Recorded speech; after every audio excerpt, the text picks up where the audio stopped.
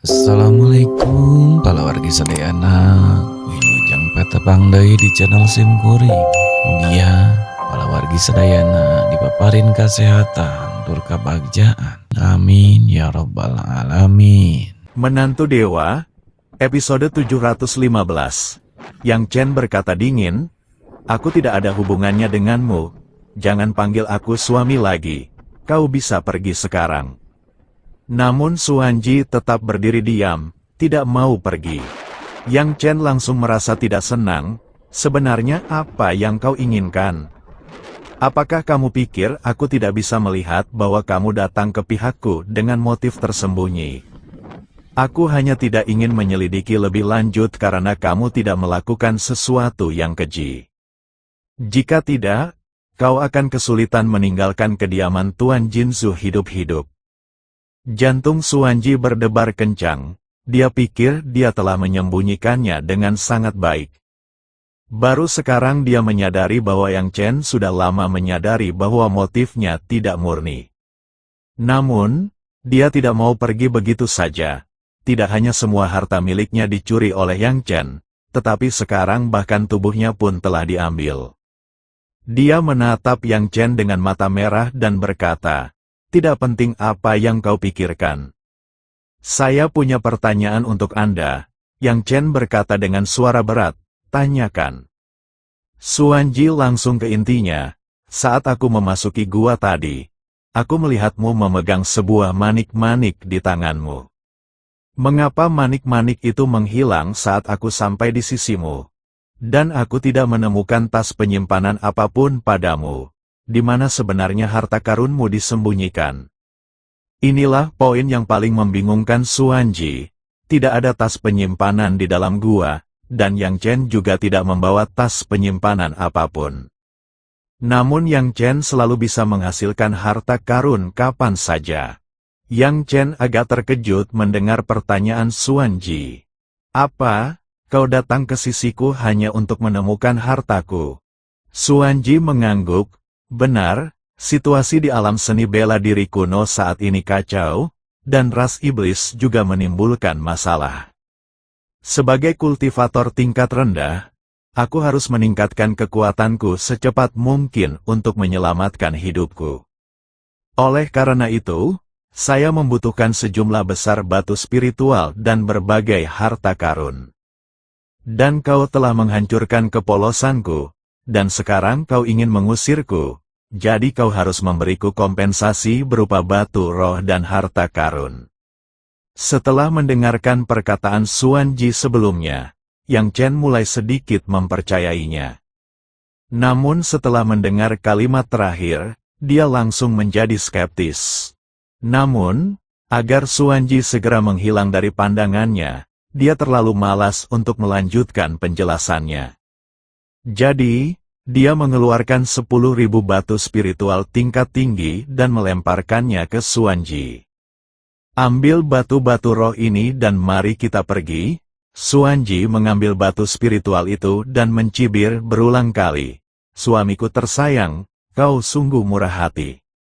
Kau tidur denganku dan kau mencoba menipuku dengan imbalan 10.000 batu spiritual berkualitas tinggi yang remeh. Aku adalah seorang kultivator liar, tetapi aku bukan seorang pengemis." Yang Chen berkata dengan marah, "Itu saja, ambil atau tinggalkan. Jika kau tidak menginginkannya, kembalikan padaku." Dia memberi Suanji 10.000 batu spiritual tingkat tinggi hanya untuk menghindari masalah, dan Suanji masih mengeluh bahwa itu tidak cukup. Yang Chen berseru bahwa wanita ini terlalu serakah. Suanji akhirnya mendapatkan beberapa batu spiritual, jadi dia enggan mengembalikannya. Sejak Yang Chen mencuri tas penyimpanannya dan kemudian menipunya untuk mendapatkan manik pelindung evolusi agung, dia hanya memiliki pakaiannya saja. Meskipun 10.000 batu spiritual berkualitas tinggi bukanlah jumlah yang besar, itu adalah jumlah uang yang sangat besar baginya dalam situasi yang dihadapinya saat ini.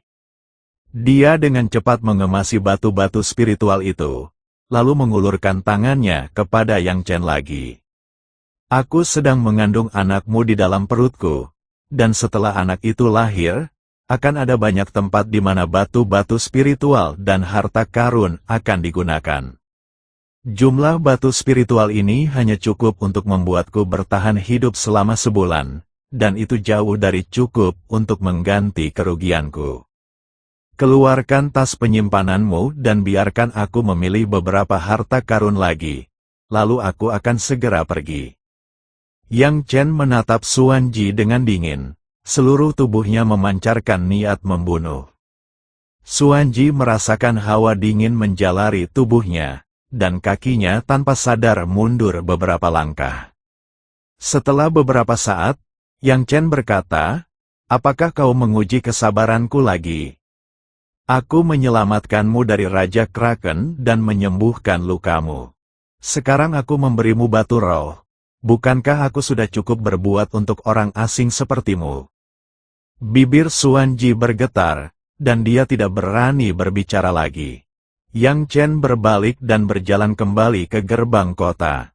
Sebelum pergi, dia mengancam dengan dingin, "Keluar dari sini.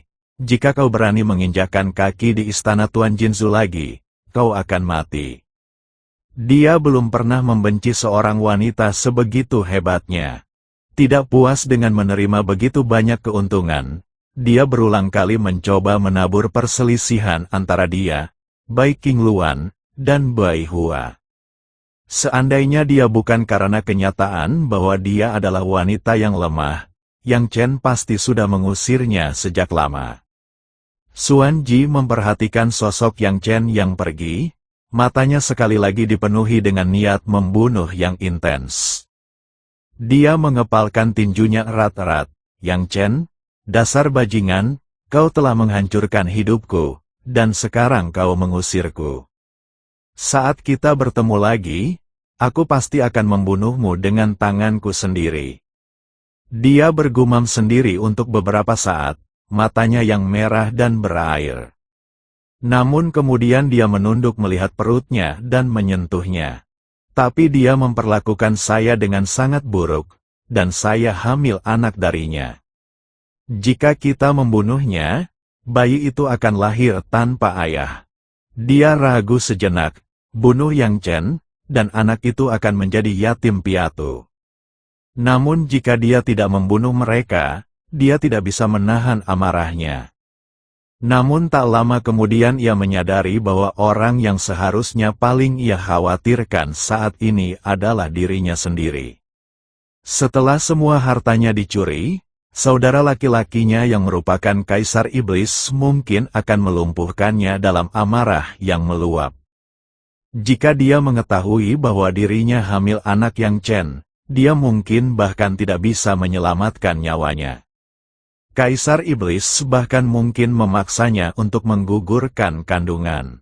Namun bagaimana mungkin dia tega menggugurkan anak pertamanya, meskipun ayahnya adalah Yang Chen, seorang manusia. Hatinya semakin hancur. Setelah sekian lama, sosok yang lemah itu menghilang ke dalam malam. Yang Chen tiba di kediaman Bai Qingluan saat ini. Ketika Bai Qingluan melihatnya, dia dengan marah memalingkan kepalanya, sama sekali tidak ingin melihatnya. Bai Hua duduk dengan sedih di pojok, terisak-isak sendiri. Dia melirik Yang Chen, seolah ingin mengatakan sesuatu, tetapi pada akhirnya dia menundukkan kepala dan mengabaikannya. Yang Chen merasa dalam hati menyalahkan dirinya sendiri karena telah diperlakukan tidak adil. Dia tidak melakukan kesalahan apapun. Dia hanya mencoba membantu Xuan Ji menyembuhkan lukanya. Sekarang, situasi ini malah menjadi sangat memalukan baginya. Dia terlalu malu untuk tinggal lebih lama lagi di kediaman Tuan Suizu. Lalu dia membungkuk kepada ibu dan anak perempuan itu dan mengucapkan selamat tinggal. "Saya telah merepotkan Tuan Bai dan adik perempuan Bai beberapa hari terakhir ini.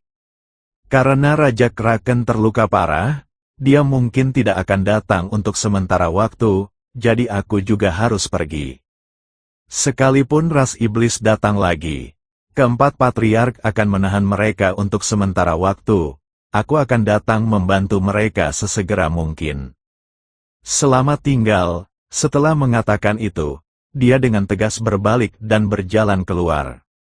Dia tahu bahwa tetap tinggal di sini hanya akan membuat ibu dan anak perempuannya semakin sedih. Bai Hua panik begitu mendengar bahwa Yang Chen akan pergi. Dia berdiri secara naluriah, ingin membujuknya untuk tetap tinggal. Namun, dia menahan kata-kata yang sudah ada di ujung lidahnya. Dia berpikir dalam hati, HMPH, dasar bajingan, aku tidak akan menghentikanmu, pergi saja kalau mau, aku tidak mau melihatmu. Meskipun dia berpikir seperti itu, jauh di lubuk hatinya, dia tahu bahwa dia masih tidak tega membiarkan Yang Chen pergi. Baik King Luan tampak terkejut, dia tidak menyangka Yang Chen akan menyarankan untuk pergi saat ini. Dia menarik napas dalam-dalam beberapa kali, menahan amarahnya. Dia mencoba membujuk Yang Chen untuk tetap tinggal, dengan berkata, sudah larut malam, jangan pergi.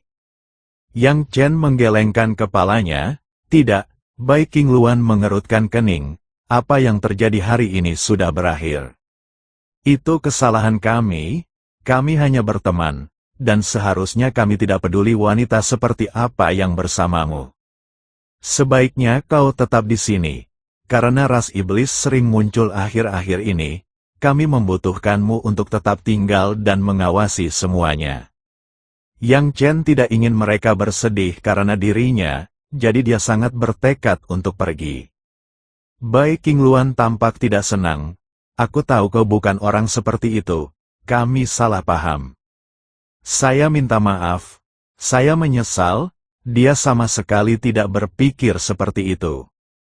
Lagi pula, dia telah menyaksikan apa yang terjadi di dalam gua. Namun demi mempertahankan Yang Chen, dia tetap memilih untuk meminta maaf. Hal ini menempatkan Yang Chen dalam posisi yang sulit.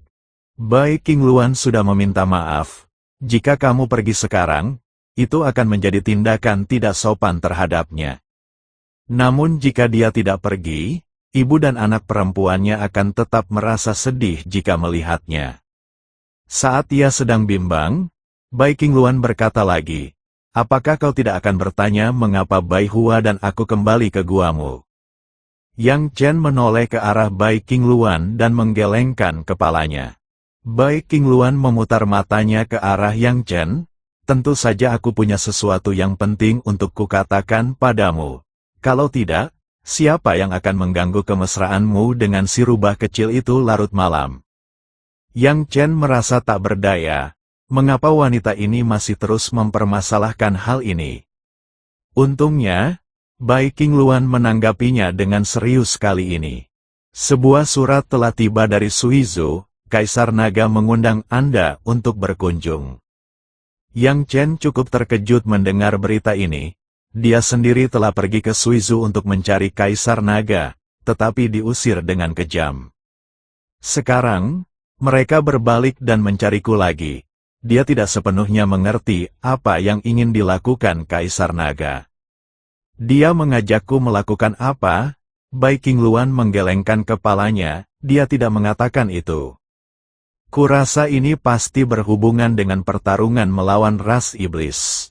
Aku akan pergi bersamamu besok, jika dia mencoba macam-macam padamu, aku bisa menghentikannya.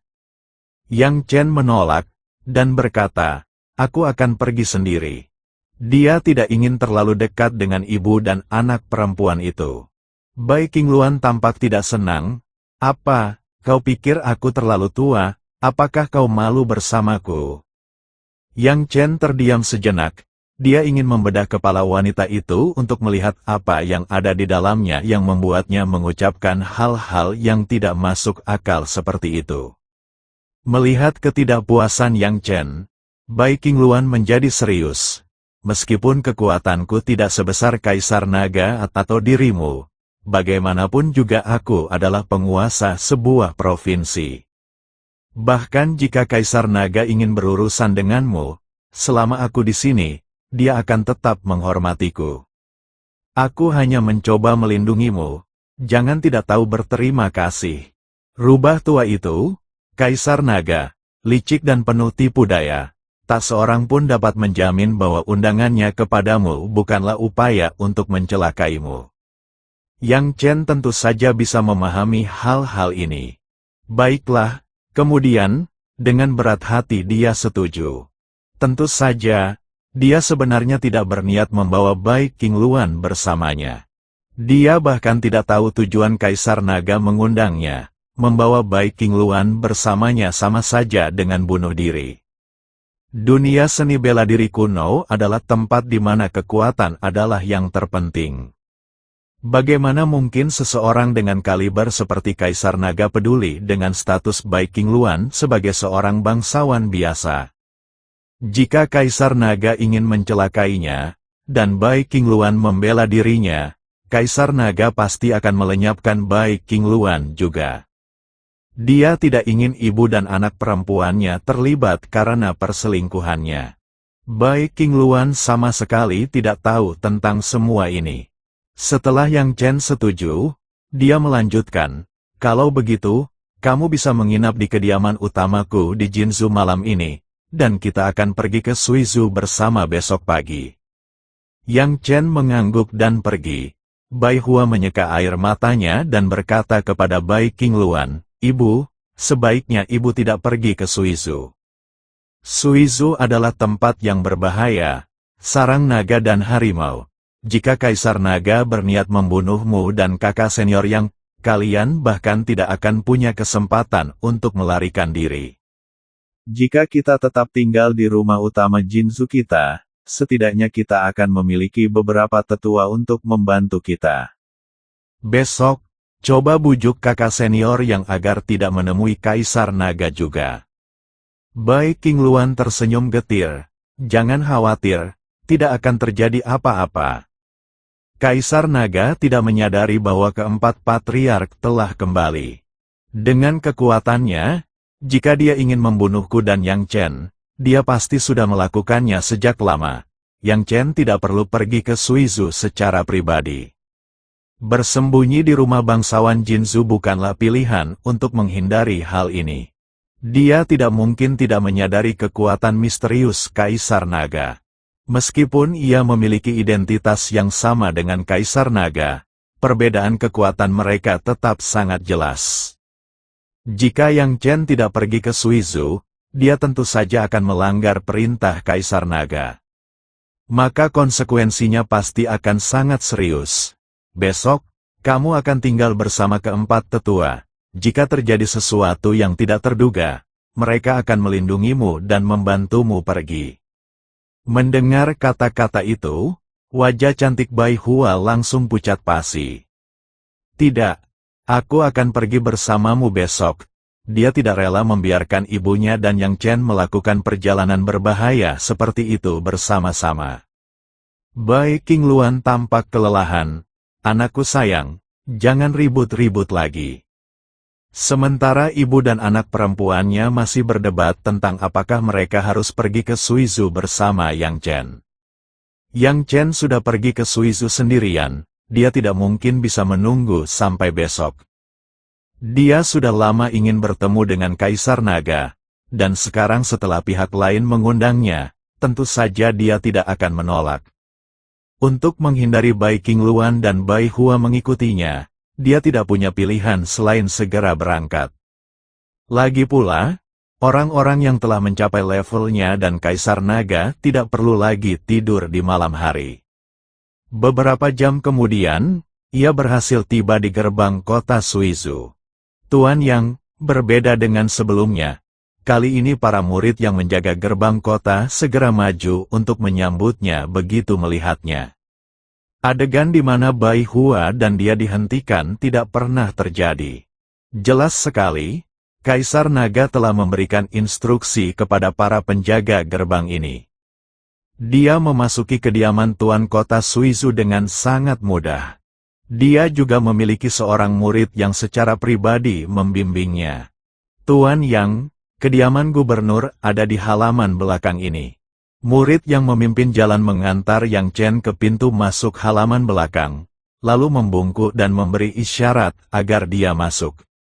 Tempat ini dipenuhi dengan formasi susunan, ada banyak formasi yang ingin dia hancurkan, dan itu akan membutuhkan waktu yang lama. Selain itu, terdapat serangkaian penghalang yang secara langsung menghambat penyelidikan indera ilahinya ke halaman belakang. Suizu ini memang penuh misteri, ada begitu banyak formasi di kota ini. Yang Chen menghela napas penuh emosi.